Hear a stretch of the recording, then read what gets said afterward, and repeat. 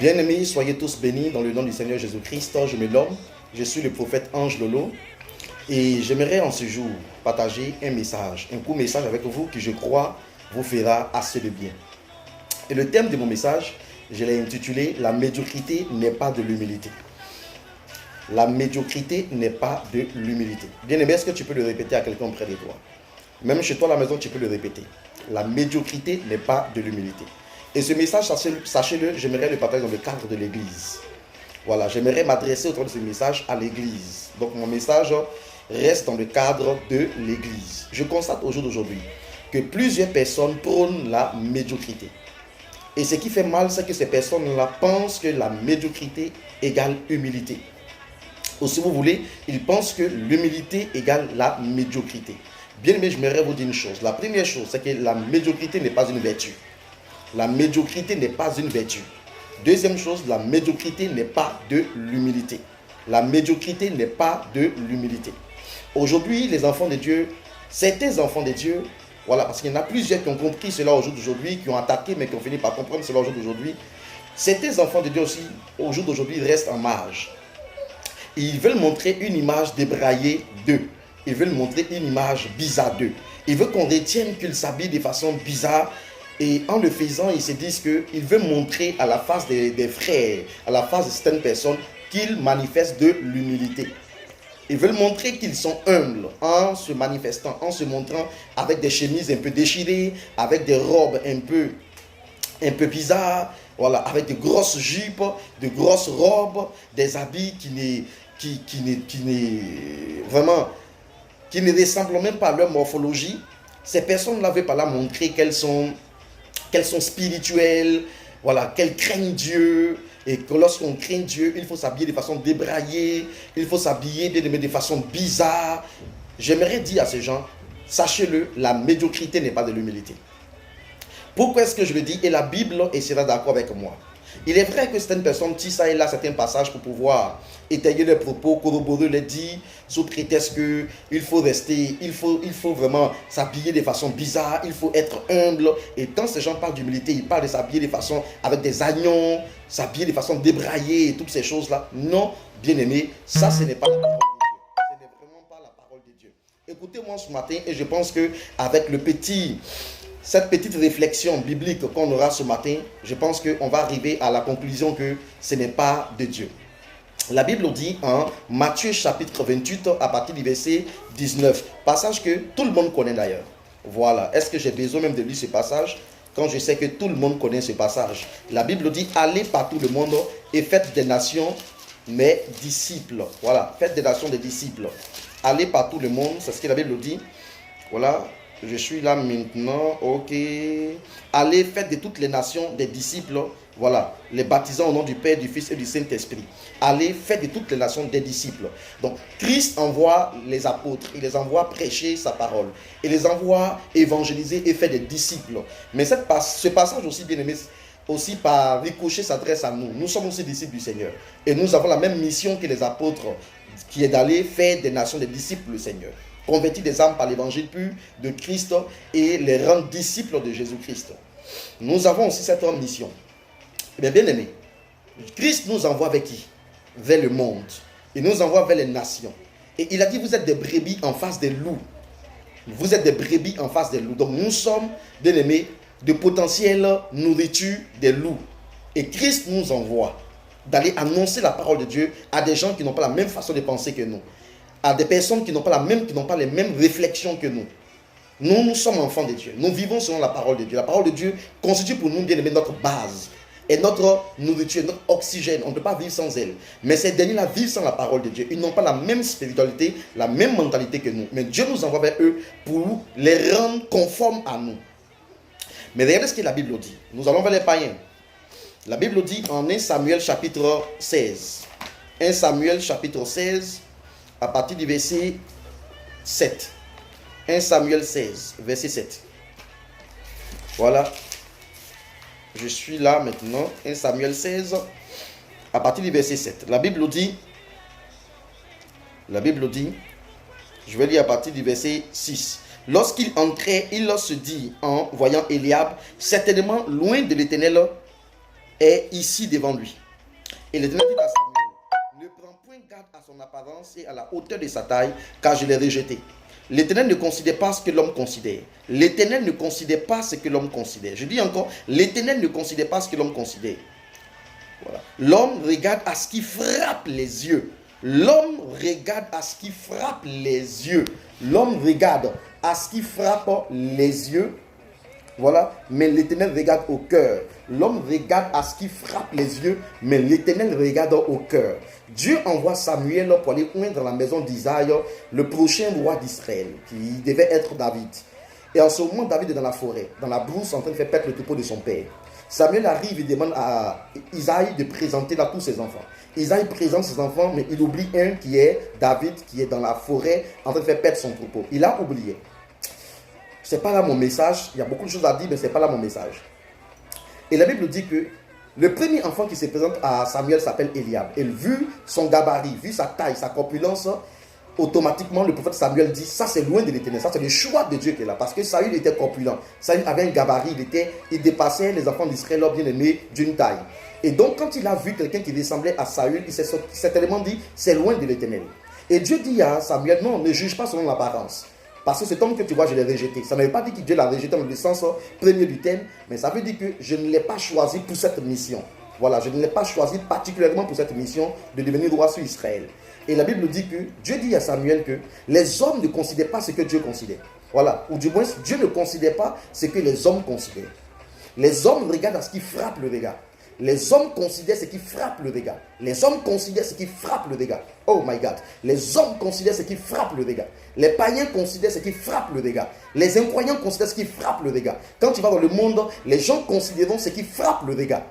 Mais Dieu regarde le cœur. Maintenant, bien aimé, est-ce qu'on peut mettre en évidence ces deux passages? Matthieu chapitre 28, verset 19. Allez par tout le monde. Faites des nations des disciples. Où allons-nous? Vers qui allons-nous? Vers les gens du monde.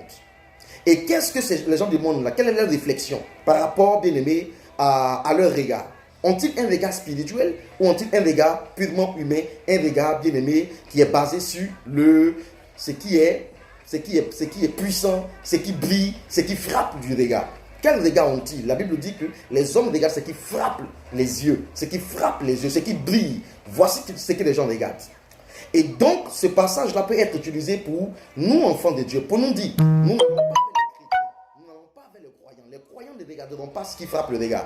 Les croyants sont censés aimer les gens, peu importe leur façon d'être. Nous sommes censés aimer des personnes, peu importe leur présentation. Qu'ils aient une bonne ou une mauvaise présentation, nous sommes censés les aimer. La Bible dit, aimez vos ennemis. Voilà. Que ces gens aient un bon cœur, un mauvais, nous sommes censés les aimer.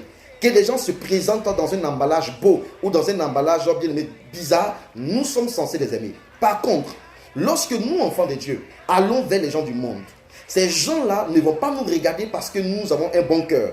Ces gens ne vont pas s'intéresser à nous parce que nous avons un bon cœur, parce qu'ils ne voient pas notre cœur. Les gens du monde sont dans un regard purement physique, un regard humain, un regard naturel. Ils se sentent attirés par ce qui brille. Ils sont attirés par ce qui frappe le regard.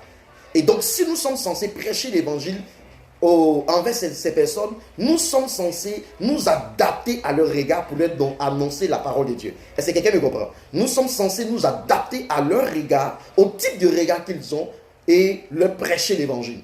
Bien aimé, tu t'en vas annoncer l'évangile et tu t'habilles en leket. Tu portes leket avec un t-shirt à l'effigie d'une marque. À l'effigie d'une marque.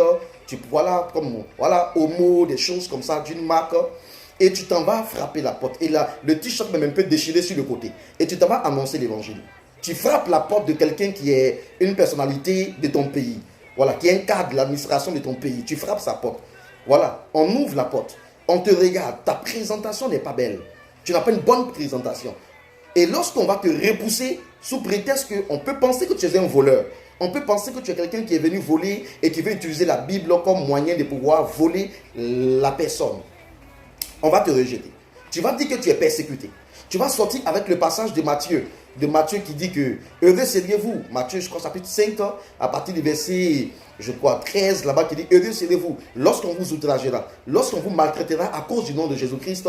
Réjouissez-vous parce que vos noms sont écrits dans le livre des cieux. Tu vas te réjouir en disant que tu es martyrisé, tu es persécuté. Bien aimé, mais tu n'es pas persécuté en réalité. La persécution, là, est une persécution voulue. Est une persécution voulue. Tu l'as voulu, est une persécution méritée. Pourquoi? Parce qu'il a dit d'aller dans le monde. Mais lorsque Dieu parle à Samuel, dit le monde ne regarde qu'est-ce qui frappe les yeux. Quand tu vas évangéliser, habille-toi bien. Ma soeur, habille-toi bien. Mon frère, habille-toi bien. Quand vous allez évangéliser, habillez-vous bien. Ayez au moins quelque chose dans la poche. Ayez de l'argent dans la poche. Vous pourrez tomber sur des enfants d'une dame qui ont faim, qui n'ont pas pris de petit déjeuner, qui ont faim. Votre évangélisation passera mieux. Premièrement, par votre préparation, votre présentation, du moins physique, le type d'habillement que vous portez. Si vous êtes bien habillé, avec un parfum et tout ça, vous êtes bien habillé, on va vous recevoir plus facilement. Parce que les hommes pensent comme ça. Voilà. Mais c'est malheureux, mais c'est comme ça que les hommes pensent. Ce qui frappe le regard les attire. Ce qui brille les attire. Oh, nous en tant qu'enfants de Dieu, ce n'est pas ce qui brille qui nous attire. Notre Père regarde le cœur et nous regardons nous aussi le cœur. La Bible dit en Marc, Jésus prêchait et la Bible dit que les gens commençaient vraiment à dire, oh, il est bon, Jésus, il prêche bien. Mais la Bible dit que Jésus ne se fiait pas à ce qu'il disait parce qu'il connaissait leur cœur. Voilà. Il connaissait le cœur, il ne se fiait pas à ce que ces gens disaient. Jésus connaissait le cœur. Donc Jésus regarde le cœur, Dieu regarde le cœur. Et nous, enfants de Dieu, nous ne devons pas regarder l'apparence physique des gens. On ne doit pas regarder l'apparence physique des gens. On doit plutôt regarder, bien aimé, le cœur. Dieu aime le cœur, Dieu aime les personnes.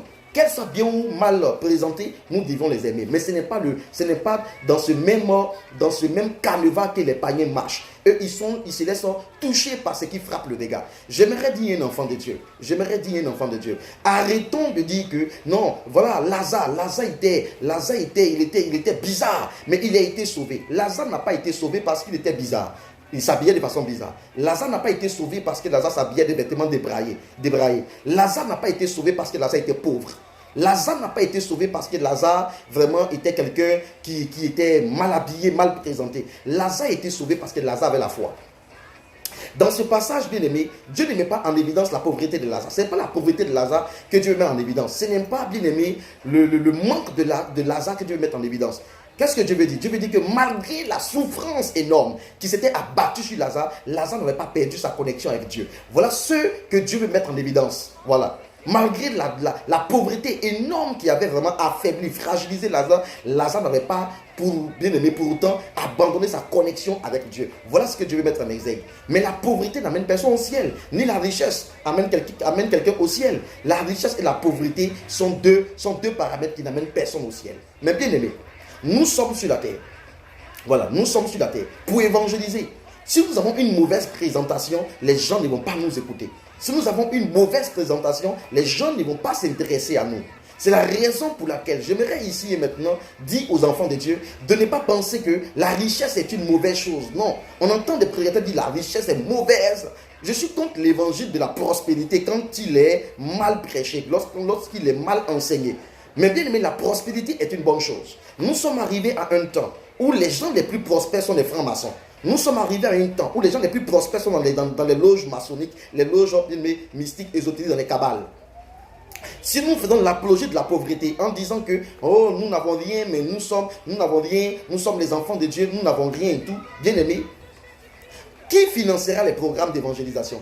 Qui financera, bien aimé, les programmes, les grandes croisades d'évangélisation? Qui va financer toutes ces choses?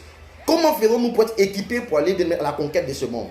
On a besoin de moyens financiers. Lisez à 1 Timothée chapitre 6, verset 18. Paul n'a pas dit à Timothée de dire aux riches de ce présent siècle d'abandonner leurs richesses, de les dilapider, de les jeter parce que ce n'est pas important. Il dit plutôt, dit aux riches de ce présent siècle de faire beaucoup d'aumônes, de soutenir leurs frères, de soutenir l'œuvre de Dieu. Dieu encourage à la libéralité. Il ne demande pas à ce que les riches abandonnent leurs biens, mais plutôt qu'ils les démunis, les personnes qui sont en manque de moyens financiers, en manque de moyens matériels, que ces riches-là les soutiennent. Mais Paul dit aux riches de dilapider leurs biens. Bien, mais cet évangile-là a créé beaucoup de choses dans l'église. A créé beaucoup de choses. Je suis contre l'évangile de prospérité, mais je suis aussi contre l'évangile de pauvreté. Je suis aussi contre l'évangile de pauvreté. Je suis simplement dans l'évangile. L'évangile qui souhaiterait que, bien aimé, nous ayons une bonne présentation pour annoncer l'évangile à des personnes.